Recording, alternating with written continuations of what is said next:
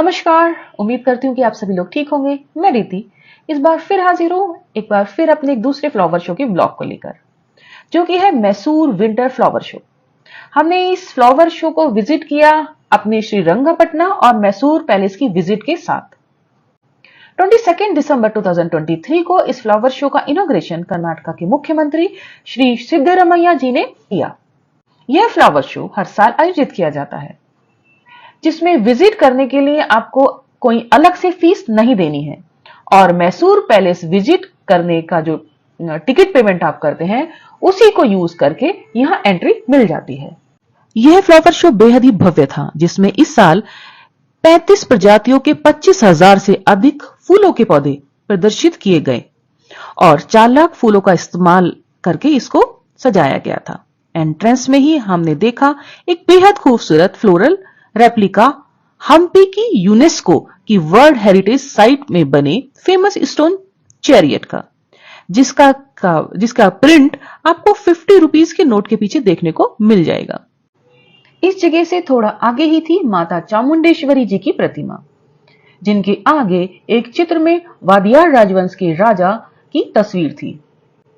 यहां से आगे एक सुंदर येलो कलर के पिकॉक की फ्लोरल रेप्लिका के पास से निकलकर आगे नजर आया एक और बड़ा एवं भव्य फ्लोरल रेप्लिका कर्नाटक के सोमनाथपुरा में बने वैष्णव हिंदू मंदिर चेन्नकेश्वर टेम्पल का, जो कि 50 फीट चौड़ा, 28 फीट लंबा और 28 फीट ऊंचा है।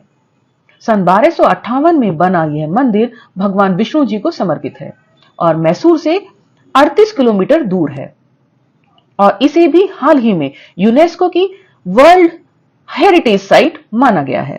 इसी मंदिर के फ्लोरल रेप्लिका के पास थी श्री मले महादेश्वरा स्वामी जी की प्रतिमा।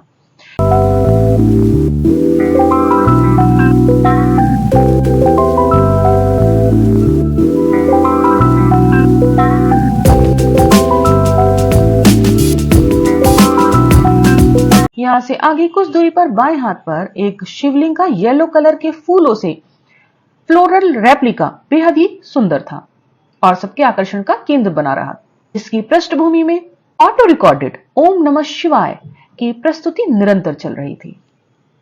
इस फ्लावर शो में प्राकृतिक, ऐतिहासिक, धार्मिक, तकनीकी और वर्तमान मामलों से प्रतीकों और इमेजनरी का एक बेहद सुंदर और भव्य संयोजन देखने को मिला।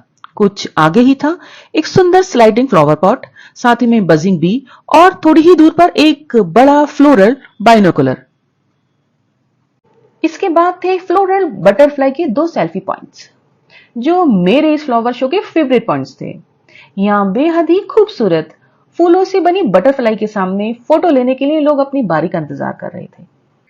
कुछ आगे हमने देखा सब्जियों और फूलों की टोकरी ले जाने वाली महिला, पारंपरिक हल और बैलों के साथ खेत जोतते हुए डॉक्टर राजकुमार, जिन्हें पुष्प प्रदर्शन के साथ श्रद्धांजलि दी गई। साथ ही में एक पुराने हॉर्स कोट का एक मॉडल था। यहां से आगे हमें दिखा कर्नाटक राज्य का नक्शा, जिसे रचनात्मक एवं जीवंत फूलों से सजाकर प्रदर्शित किया गया था।